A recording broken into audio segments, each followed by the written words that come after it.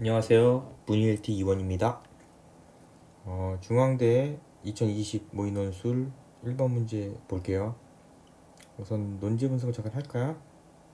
기술 사용으로 나타난 의도하지 않은 결과와 그 원인을 제시문 가나다라 각각 찾으래. 뭐를? 결과와 원인을 각각 찾아서 하나의 완결된 글로 논술하시오 얘기를 했어요. 일단 쓸말에 대해서 정보값을 찾아야겠죠. 항상 얘기했듯이 채점 기준을 예상을 해라. 그러니까 채점 기준, 숨어있는 서술형 문제가 존재를 할 것이고 그것을 먼저 체킹을 하게 하는 것이 보통 객관적인 채점 방식이 될 수가 있다. 그리고 나서 이제 글 잘 쓰는 거 아니면 약간 창의적인 것이 덧드는 경우도 있을 수가 있는데, 어떤 심한 경우는 답만 맞히는 경우에는 진짜로 숨어있는 서술형 문제를 찾는 것이 다일 수도 있다라는 얘기를 했었죠. 그 채점 포인트를 찾는 것 되게 중요하죠.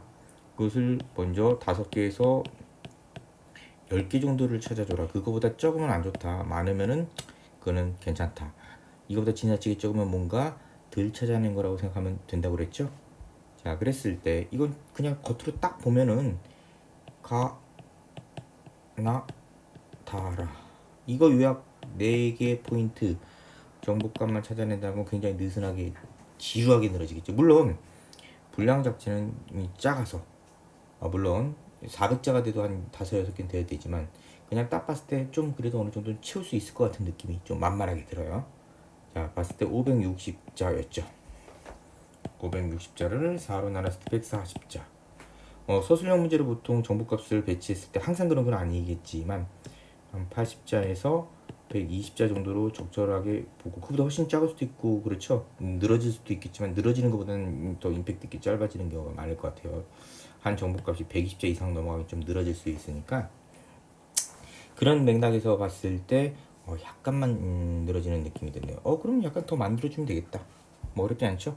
결과와 원인을 각각 찾으라고 얘기했기 때문에 가에서 원인과 결과, 마찬가지로 여기서 원인과 결과, 원인과 결과, 원인과 결과, 뭐 2배씩 튀네요. 그죠? 그러면은 4개니까 8개가 나오네요. 그럼 끝이네. 이렇게 쓰는 애들이 되게 많았어요. 근데 대학의 특성도 약간 고려를 해야겠죠. 여기서 일반적으로 입시 논술할 때는 많은 부분들을 본론 위주로 집중을 하는 경우도 많이 있는데 분명하게 서론, 본론, 결론을 나누는 것을 요구하는 경우도 많이 있죠. 그리고 여기 같은 경우 하나의 완결된 글, 끼워 맞추기겠지만 하나의 완결된 글로 했으니까는 서론, 그리고 본론, 결론 써주면 좋을 것 같아요. 실제로는 봤을 때 다른 문제를 풀다가 이걸 봤을 때 하나의 완결된 글이라면 본론 잘 써야 되나 보다, 뭐 이렇게 생각할 수도 있을 것 같은데, 중대를 한다면 서론과 결론에도 점수가 배당이 되었다. 제 기억으로는 뭐 40점이라면 40점이라면 이렇게 8점이 배당되는 경우도 있고, 특히 결론은 진짜 중요해요. 결론, 서론도 지금은 중요하니까 둘 다 당연히 써야 되지만 결론은 진짜 중요합니다. 이런 부분들을 봤을 때 하나의 완결된 글이라는 건 각각에서 뭔가를 보고 싶은 것이 있다. 서론, 본론, 결론에서 다 보고 싶은 것이 있다라고 생각할 수가 있어요. 그러면은 우리는 뭐 땡큐죠. 예, 왜 그러냐? 여기서 지금 2개를 잡아줬는데 가나다라. 야, 이것만 가지고도 이미 엄청난 그 정보값이 나왔어요. 우리가 최소 써야 되는 것들이 엄청나기 때문에 여기서 성분이 안정적인, 심지어 5, 6자도 아니고 8개, 10개 가까이 된다면 뭐 600자, 뭐 800자도 뭐 쓸 수 있을 만한, 약간 늘어진다면 그런 맥락의 어떤 정보값이 될 수도 있을 것 같아요. 그런데 여기다가 서론과 결론까지 쓰라고 했으니, 야, 기본적으로 지금 봤더니 10개가 나왔네요. 그냥 이렇게 얼추 봤을 때 서론과 결론으로 봐서 6개라고 볼 수도 있겠죠. 그리고 만족하면 유용할 수 있어요. 왜? 결론과 원인까지 분명히 챙겨야 되기 때문에 한 10개 정도의 정보값이 나온다고 보는 게 가장 적절할 것 같아요. 그거를 판단하기 어려우면 일단 그냥 본인이 어떤 것을 요약을 할 때 제시물이 있다면 이거는 하나보다는 2개를 잡아주는 게 정말로 분량이 짧지 않으면은 2개 정도의 어떤 유의미한 값이, 그러니까 대별되는 어떤 값이 존재를 한다면 당연히 강조점을 줘야 될 정보가 있고, 그 외에 곁다리지만 대별될 수 있는 그런 정보가 있거나, 아니 보충할 수 있는 정보가 있다면 만들어 주는 게 좋을 것 같아요. 그렇게 해서 압축을 시켜주는 거죠. 여기에 대해서 분량은 어느 정도 정해져 있을 테니까 예를 들어서 50자라면 하나를 가지고 50자를 쓸 수도 있지만 이걸 두 개를 합쳐서 50자를 쓸 수도 있겠죠.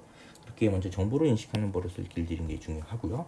그 정보는 5개에서 10개 어느 정도 10개 이상은 괜찮지만 5개 이하는 뭔가 내가 빠진 것이 있다. 절대 출제자는 그렇게 현란하게 채점 기준, 즉 채점 기준 안에 존재하는 채점 포인트 이렇게 서술형 문제, 숨겨진 서술형 문제를 그렇게 느슨하게 만들지는 않을 것이다 라는 전제를 가지고 들어가는 게 좋을 것 같아요. 실제로는 느슨하게 만드는 경우도 있겠죠. 근데 정말로 나중에 따져보면은 결국은 그 안에도 다 뭔가 숨어있는 것들이 있어요. 그래서 그런 걸 일일이 쪼개보면은 요 정도, 심지어 요거보다 이상이 될 때 10개 이상이 되는 경우도 있기 때문에 촘촘하게 뭔가를 만들어주는 버릇을 해주면 약간 느슨해 보이는 그 채점 기준에서도 손해보지는 않는다. 이렇게 보면 될 것 같아요. 느슨하게 쓰는 경우에는 사실은 잘 썼다고 생각하지만은 그 안에 출제자가 원하는 어떤 채점 포인트들이 다 빠져가지고 뜻밖의 망하는 경우도 있죠. 예를 들어서 채점자는 출제자는 여기서 한 8개 정도의 어떤 요구사항에 체킹을 하려 해서 저희가 찾아갔는데 본인은 4개 정도의 정보값만 구성을 해서 잘 쓴 거예요. 나름대로 무난하게. 근데 매기는 이렇게 답을 매기는 방식에서는 4개가 충족되지 못했다라는 것이 먼저 눈에 띄겠죠. 그거부터 감점이 절반이 되는 거죠. 논리적인 부분은 그 다음 얘기가 될 수가 있어요. 이렇게 우리나라 논술은 왜 그러냐? 논리적인 것은 약간 주관적인 맥락이 될 수가 있는데 이런 요소들은 객관적으로 분명히 찾아서 매길 수 있는 부분이고 그렇게 변별력을 만들 수 있기 쉬운 부분이기 때문에 이런 부분들에 먼저 약간 집중을 하는 경향이 있다. 항상 이렇지는 않지만 상당 부분 그렇고 개인적인 생각으로 한 8대 2 정도로 답에 좀 쏠려 있는 경향이 있고 물론 한양대와 같은 경우는 상당히 답이 있긴 있지만은 딴 데보다는 유연함의 부분이 있지만 대부분은 심한 경우는 서강대와 외대 같은 경우는 이 정보값에 굉장히 집중해야 되는 경향이 있습니다. 그리고 여기 같은 경우는 근데 뭐가 다르죠? 그냥 정보값 자체를 너무 쉽게 찾을 수 있게끔 해놨어요. 근데 또 내용이 그렇게 어렵지도 않은 것 같아요. 분량도 되게 짧아요. 이거 뭐죠 도대체? 근데 오히려 이렇기 때문에 더 약간 중대 문제가 더 어려운 경향도 있을 수가 있어요. 잠깐 볼까요? 예를 들어 지금 여기서 서론 부분이 나왔어요. 1포인트 나왔죠. 그리고 다 여기 있네요. 그리고 결론 나왔어요. 결론도 사실은 두 가지로 쪼개져 있죠. 그래서 길게 보면 상당히 긴데 이걸 위에 걸 압축하다 보니까 이렇게 원인과 결과 한번 집결을 시키고 있죠. 아니군요. 여기가 결론 그리고 여기가 지금 원인이 되네요. 이렇게 되고 있어요. 그럼 몇 개죠? 하나, 2개 써야 될 우리가 정보값 썼던 기준들 그리고 여기서 3개, 4개 때문이다 결과 자 2개씩 쪼개져 나오고 있죠? 때문이다 결과 여기서도 마찬가지로 2개씩 쪼개서 나오고 있습니다. 여기서도 마찬가지로 원인, 결과 2개씩 나오고 있네요. 여기서 하나 나왔고 이건 뭐 분량이 좀 짧죠. 근데 안 적어주면 안 돼요. 점수가 여기 배당이 되어 있습니다. 그렇게 해서 지금 이렇게 보면 10포인트가 나왔어요. 10포인트라는 건 어떤 의미냐? 자, 550자를 나누면은 세상에 55자가 나오네요. 아니다. 11개다. 11개면은 50자가 나오네요. 여기 전체 2개 해서 결론까지 5개 곱하기 2 거기다가 서론 부분 1 더하면은 총 11개 포인트입니다. 그랬을 때 11개로 나눠주면 50자. 이 50자는 어떤 의미냐? 50자에서 80자가 한 문장이라 보고요. 보통. 그리고 보통 잘 썼다 그러면 50자에서 60자. 35자 쓰면 좋은데 이건 솔직히 쉽지 않고요. 이 정도 나오면 된다. 그러면은 이거는 각각의 문제가 11문제가 존재를 11개의 문제가 존재하는데 50자짜리 서술형 문제로 볼 수가 있는 거죠. 그렇게 먼저 구성을 하는 거예요. 그럼 굉장히 빡빡하게 준 거는 정보값을 여기서 이거 가지고 신경 쓰지 마라. 그리고 그걸 쭉 밀어줬는데 대신 짧게 써라 라고 얘기를 하네요. 야, 한 문장에 압축하는 것도 뜻하지 않게 굉장히 빡빡한 일입니다. 물론 어떤 여지가 존재하지 않아요. 여지가 존재하면 좋은데 그렇지 않고 굉장히 타이트하게 핵심만 적을 수 있으면 좋겠다 라는 그런 방식을 쓰고 있어요. 근데 또 약간 쉽지가 않은 게 1번 문제에서 이런 방식으로 한 친구가 모의고사에서 썼다고 해요. 물론 정말 이렇게 썼는지 모르겠지만 학생의 주장으로는 이렇게 똑같이 썼다. 일반적으로 이렇게 계속 예시 답안에서 나오는 방식으로 썼다라고 얘기를 했어요. 근데 마이너스 1점이 됐대요. 그리고 뭔가 약간 풍부하지 못하다라는 평가가 들어왔다고 해요. 그럼 여기 뭘 써줘야 되는데 이게 뭔지 모르겠죠. 물론 다른 부분에서 이런 부분에서 뭔가 좀 핍진하게 좀 자세하게 쓸 수도 있고 뜻하지 않게 나중에 얘기하겠지만 분류로 이거를 약간 볼 수 있는 경향들이 있을 수 있는데 그런 부분에서 약간의 팁을 주는 중심이 될 수가 있을 것 같아요. 물론 이제 분류는 여기서 핵심은 아니에요.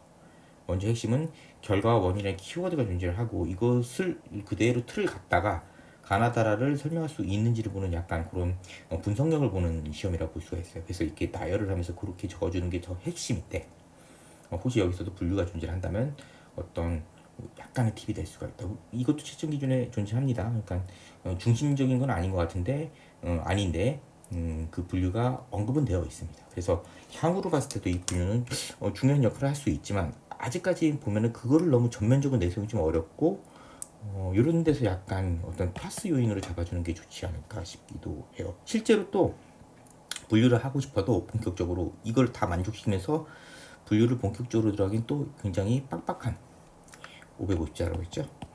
부분이 존재해요. 모든 요건을 다 맞추기가 어려워요. 분류를 하면 뭔가를 놓치게 되어 있는데 어떤 건지 잠깐 보면은 이런 거라고 할 수가 있습니다. 결론에서 봤을 때 앞에 부분에 의해서 보면 키워드들이 존재하죠. 자기식대로 뭔가 쓰래요. 원인들은 이거 맞춰주기 생각보다 어렵거든요. 그리고 원인들도 키워드를 이렇게 압축해서 쓰는 경향이 존재를 합니다. 이렇게 해서 앞에 있는 내용들을 한 번 더 개념화 시켜주는 노력들을 하고 있죠. 여기까지 보면은 그럭저럭 괜찮을 것 같은데 이렇게 압축적으로 하는 과정에서 헷갈리는 부분이 존재하거든요. 예를 들어서 이런 거예요. 나에서도 보면은 기계의 종속과 시간의 종속을 헷갈릴 수가 있어요. 그리고 다에서 보면은 손의 퇴화가 있었는데 그거를 이런 식으로 수동적인 거 무기력해지는 결과로 볼 수도 있고 신체의 어떤 무기력화, 신체의 무기력화라든지 이런 방식으로 약간 여러 가지 방식의 것을 적을 수가 있는데 그런 것을 압축하면서 자기화시켜서 뭔가를 계속 덧대주는 게 중요하거든요. 물론 하나만 확실하게 알면 좋지만 간혹 가다가 보면은 굉장히 A가 맞는지 B가 맞는지 헷갈리는 경향이 있을 때도 있어요. 그럴 때는 설명하는 과정에서 자연스럽게 후보가 되는 것들을 같이 덧대주는 게 중요하거든요. 그러다 보면 사실 이 분량 안에서 50자라는 분량 안에서 굉장한 압축 능력을 보여줘야 돼요. 그런데 분류까지 해낸다. 와, 진짜 쉽지 않겠죠? 이거는 약간 플러스 요인이 되는 게 좋고 간혹 가다가 조금씩 줄여가지고 50자 50자면 100자죠. 이 100자를 조금씩 줄여서 임팩트 있게 운영하다 보면은 한 문장이나 두 문장 정도 나올 수 있는 부분이 있는데 그런 부분에서 뭔가 이렇게 팁을 활용하는 경향도 있습니다. 그리고 실제로는 이렇게 분류 여기 같은 경우는 약간의 분류가 될 수 있는 부분도 존재를 했지만 예를 들어서 여기 쌍방향 같은 경우 좀 긍정적이었죠. 나머지는 좀 부정적이었어요. 이런 부분 존재를 하지만 실제로는 그런 게 명확하지 않을 때도 있거든요. 그런 부분을 고려를 했을 때 분류는 언제나 후순위로 넣는 게 좋다. 그리고 분류를 할 때도 본격적인 분류를 한다기보다는 그러니까 위치만 바꿔준다든지 이렇게 해서 순서 배열을 할 수 있다면 그런 식으로 간결하게 하나를 더 잡아주려고 하는 부분들은 있을 수가 있습니다. 단 아까 말한 대로 결과 원인과 결과가 있다면 그 키워드에 맞춰서 그 틀에 맞춰서 가나다라를 분석할 수 있는지가 먼저 중요하다는 거. 그리고 그것을 되도록이면 개념화해 줄 수 있는 것을 해보는 게 좋을 것 같아요. 개념화 이렇게 편리에 대한 적응 이런 식으로 해주면 좋을 것 같습니다.